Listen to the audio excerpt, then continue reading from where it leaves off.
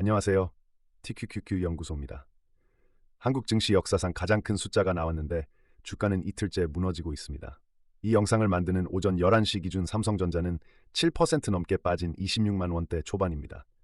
삼성전자가 지난 금요일 이사회에서 올해 90조에서 110조 원 규모의 주주 환원 시행안을 의결했습니다. 정규장에서는 기대만 먹고 3.9% 가까이 올라 28만 원대에서 마쳤고 배당을 더 받는 우선주는 8% 넘게 뛰었습니다.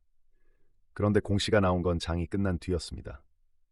넥스트레이드 애프터마켓에서 삼성전자는 종가 대비 4% 남짓 떨어진 27만 원에 마감했고 오늘 정규장이 열리자 실망은 2배로 불었습니다.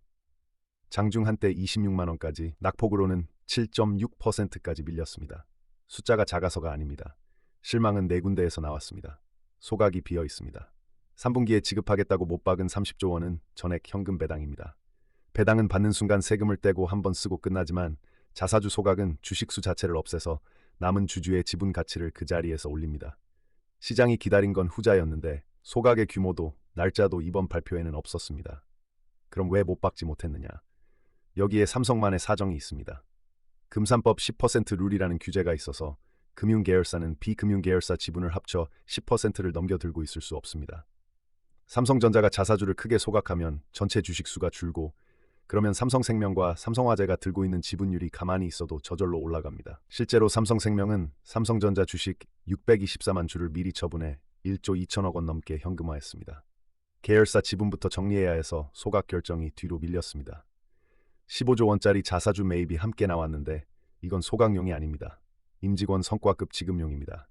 회사가 사들인 주식이 직원 손으로 넘어가면 유통되는 주식수는 줄지 않습니다. 주주에겐 정반대 방향인 두 가지가 같은 날 같은 보도자료에 담겼습니다.